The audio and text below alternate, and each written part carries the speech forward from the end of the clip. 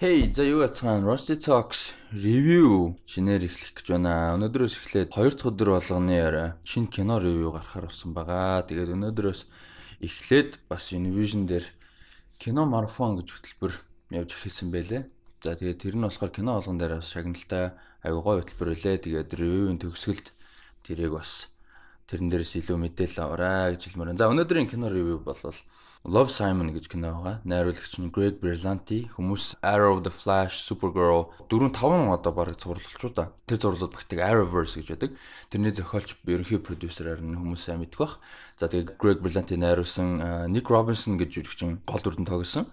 Jurassic World, Kings of Summer гэж хөрхөн кино байдаг. Тэр хоёр кино тоглож байсан жүжигчин байгаа. За тэгээд George Duhamel, Jennifer Garner хоёр туслах дүр тоглосон. За Alexandra Shipp, Keanu Lonsdale гэж жүжигчд бас хүмүүс мэдж магадгүй энэ жүжигчд бол туслах дүртэн тоглосон байгаа. Alexandra Shipp бол X-Men Apocalypse дээр Storm-ын дүр тоглосон байдаг. Keanu Lonsdale болохоор Flash-ын цуврал дээр Wally West буюу Kid Flash-ын дүр тоглосон юм жүжигчдээс бүрдсэн юм кино байна. Тэгээд энэ кино 6 сарын 28-наас эхлээд Univision-ийн видео санд орсон юм байлээ шүү. Үзэх боломжтой. Тэгээд энэ киноны зохиолын хувьд бол John Hughes-ийн ерөнхийдөө алдартай кинонуудтай Ferris Bueller's Day Off гэдэг ч юм уу тийм уур амьсгалтай өсвөр насныхны кинонуудаар алдартай John Hughes-тэй харьцуулагдаад байгаа.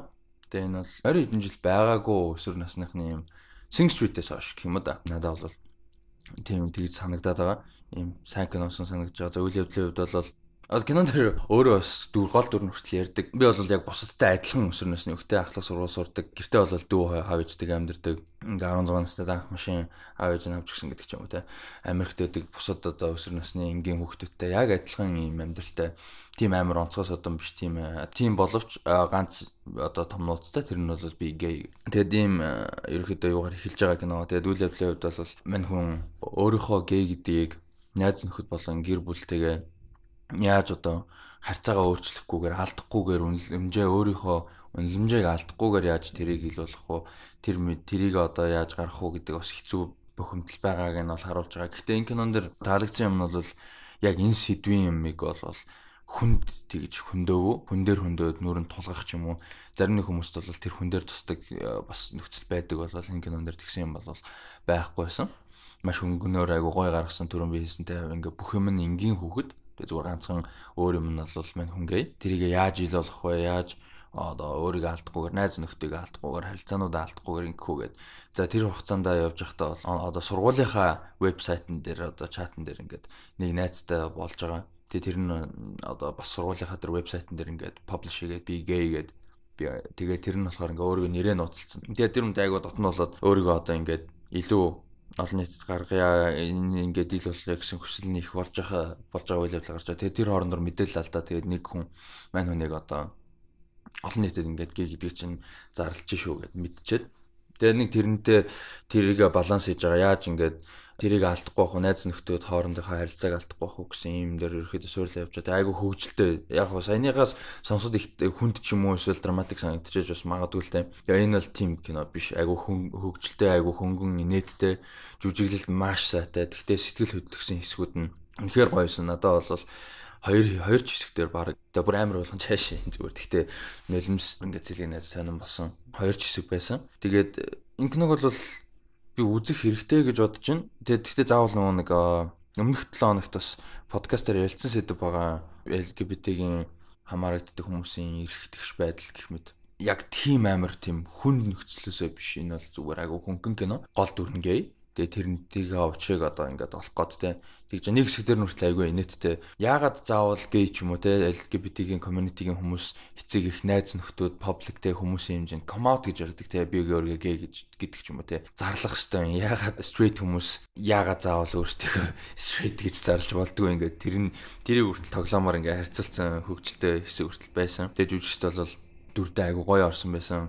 Яг энэ кинонд ингээд уран бүтээлчд нь жүжигчд зурлаач тэгээд найруулагч зохиолч бүгдээрээ яг үнэхээр сэтгэлээ гаргаад яг бүхнээ зориулж хийсэн нь бол үнэхээр мэдгжлээ. Тэгээд үзэхэд харамсахгүй бах.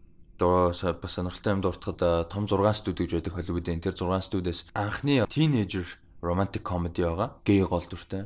Тэгэхээр энэ бол бас том ач холбогдолтой зүйлэн байгаа шүү гэж хэлмээр байна. За түрүүн би дурдсан кино марафон гэж хөтөлбөр Univision-д хэрэгжээд явж байгаа маань. Өнөөдөр буюу 9 сарын 4-өөс 10 сарын 16-ны хооронд үргэлжлэх юм кино марафон гэж хөтөлбөр байгаа байна. За энэ марафон хөтөлбөр яах вэ гэхээр видео санд тусдаа видео сан гэж хэлдэг шүү дээ. Тэгээд тэр тусдаа кино марафон гэж зис орсон ба. За тэрэнд бол одоо энэ Love Simon гэх кино бол эхний нүүрэн дээр нь хуудсан дээр нь бол бэлээ. За энэс гадна Ingrid Goes West, A Ghost Story, Blade Runner, за тэрнээс гадна Avengers Infinity War удахгүй орно гэх ч юм уу.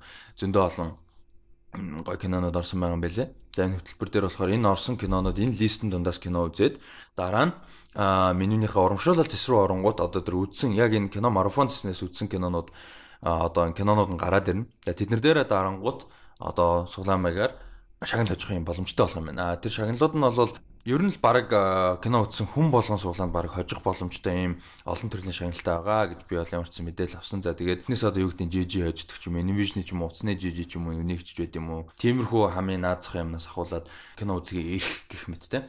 Тэгээд тэрнээс цаашаа болвол электрон хэрэгсэл, цахилгаан хэрэгсэл гэх мэт одоо хөрөгч, зурагт өсгөгч гэх мэт гоё янз бүрийн юм шагналтай хөтөлбөр бол хэрэгжиж байгаа юм байл шүү. Тэгэхээр тэнчэнээс ямар ч байсан Love Simon гэдэг киног бол үзээрэй гэж зөвлөмөр байна. Тэгээ энэс гадна бол зөндөө гоё уран бүтээлүүд орсон байлээ. Тэрнээс гадна энэ 5 дахь өдөр буюу хэдэн дэм энэ 5 дахь өдөр чинь за жаарати. За энэ 5 дахь өдөр 9 сарын 7 юм. 9 сарын 7-оос Univision-д Game of Thrones-ийн 6 7 дугаар бүлэг орохоор болсон байлээ шүү. Тэгэхээр манай хаашрааны тоглоом хуудсын фэнүүд, Game of Thrones-ийн фэнүүдэд бас давхар сайхан мэдээтэй болж байгаа юм байна. Тэгээд кино ревю болвол 7 хоног болгон 2 дахь өдөр ерөөхдөө гарна гэсэн юм төлөвтэй явж байна. Тэгээд дараа 7 хоногийн 2 дахь өдөр маш сонирхолтой, маш олон шүүмжлэгчид магтаж бас удаан хугацаанд ярилцсан нэг сонирхолтой киногоор уулзцаая баяр та.